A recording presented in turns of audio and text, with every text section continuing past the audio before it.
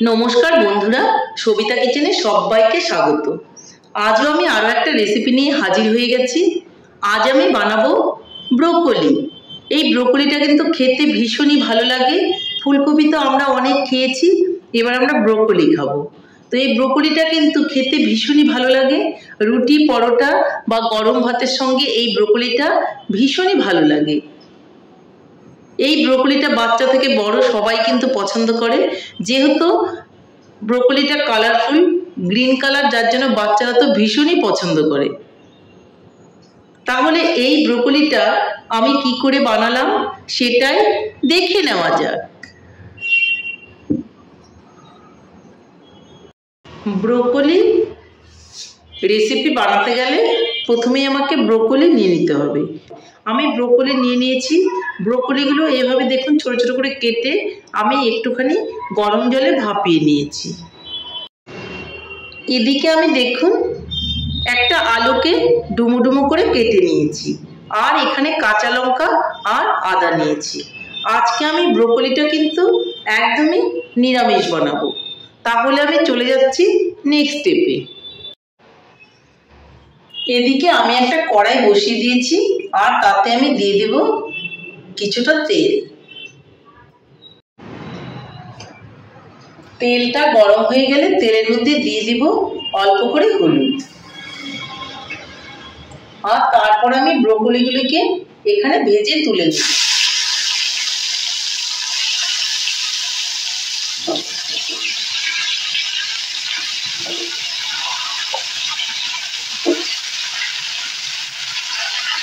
এর মধ্যে আমি দিয়ে দিব অল্প করে লবণ।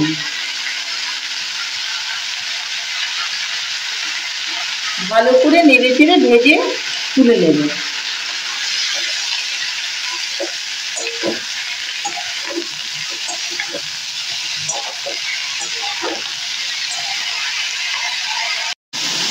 ব্রোকলিগুলো কিন্তু আমার ভাজা হয়ে গেছে, এখন আমি নামিয়ে নেব।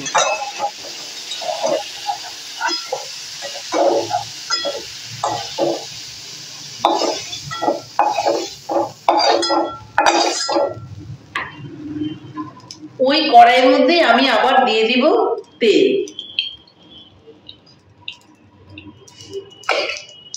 তেলের মধ্যে দিয়ে দিব গোটা জিরে, দিয়ে দেব একটা গরম মশলা, দিয়ে দেব অল্প কাসুরি মেথি,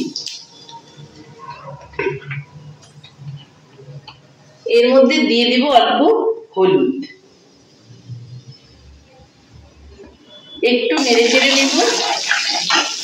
এর মধ্যে এখন আমি ডুমো ডুমো করে যে আলুগুলো কেটে রেখেছিলাম সেই আলুগুলোকে ছেড়ে দেব।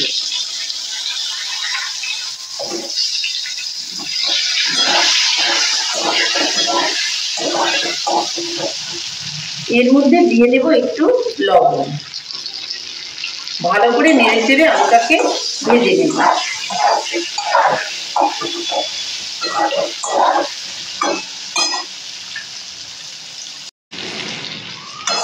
আলুগুলো একটু ভাজা ভাজা হয়ে গেলে এর মধ্যে আমি আদা লঙ্কাটা বেটে রেখেছিলাম সেটাকে দিয়ে দেব।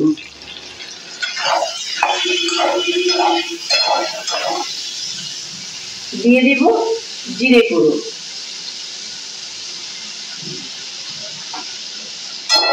এটাকে ভালো করে নেড়ে চেড়ে নেব। এটাকে আমি ভেজে নেব। এর মধ্যে দিয়ে দিব অল্প লাল লঙ্কার গুঁড়ো।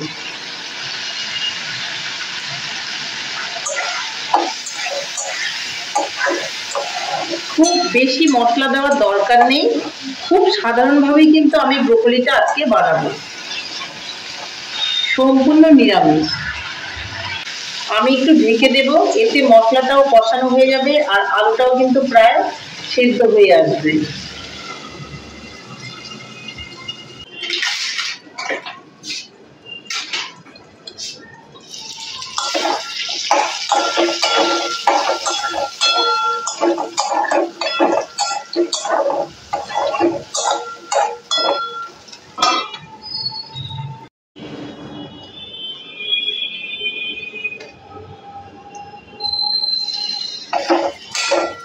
মশলাটা কিন্তু আমার কষে গেছে দেখুন।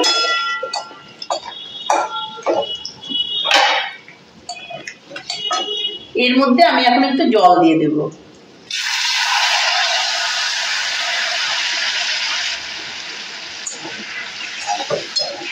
খুব বেশি জল দেওয়ার দরকার নেই, সামান্য একটু জল দিলেই কিন্তু হবে। জল দিয়ে আমি এর মধ্যে 2-3টে কাঁচা লঙ্কা আস্তই ফেলে দেব। আবার একটু ঢাকনা দিয়ে বসিয়ে রাখবো।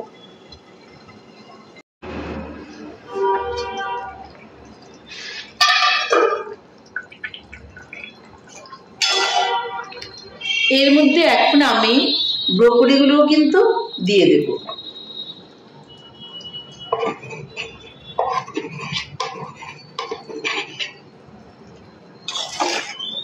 আলতো করে নেড়ে চেড়ে, খুব বেশি নাড়াচাড়া করার দরকার নেই, তাহলে কিন্তু ব্রোকলির ফুলগুলো সব পড়ে যাবে।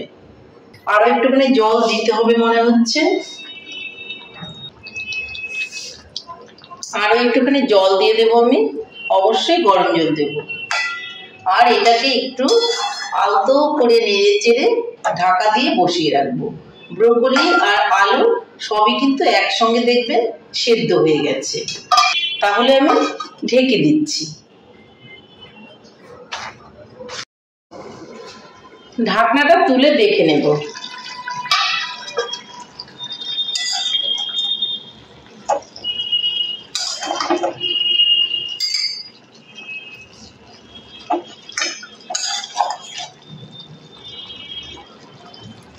ফুলকপিটা একদমই সেদ্ধ হয়ে গেছে। আলুটাও দেখে নেব। আলুটাও একদমই সেদ্ধ হয়ে গেছে, তার মানে আমার ব্রোকলি কিন্তু ফাইনালি রেডি। খুব একটা নাড়াচাড়া করা যাবে না, তাহলে কিন্তু সমস্ত ব্রোকলিগুলোই ভেঙে যাবে। উপর থেকে আমি একটু ঘি দিয়ে দেব। এটা অপশনাল, আপনি ইচ্ছে করলে দিতেও পারেন, আবার নাও দিতে পারেন, কিন্তু আমি একটু দিয়ে দেব। এখন আমি উপর থেকে অল্প করে গরম মশলা দিয়ে দেব। এটাও কিন্তু অপশনাল, আমি কাসুরি মেথি দিয়েছি, যার জন্য কিন্তু গরম মশলাটা দিতেও পারেন বা নাও দিতে পারেন। অল্প করে একটু নেড়ে দেব।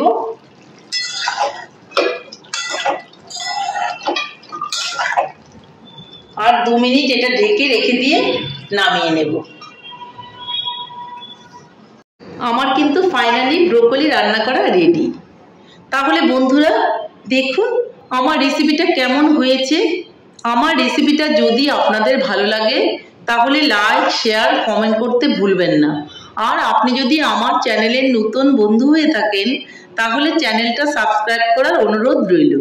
পাশে থাকা বেল আইকনটি প্রেস করে রাখুন আমার নিত্য নতুন রেসিপি আপডেট পেতে। এটা কিন্তু খেতে ভীষণই ভালো লাগে, গরম ভাত বা রুটি পরোটার সঙ্গেও এটা খাওয়া যায়। তাহলে আর দেরি কেন, ঝটপট বাড়িতে এইভাবে বানিয়ে ফেলুন ব্রোকলি, আর সবাই মিলে খান, দেখবেন ভীষণই ভালো লাগবে।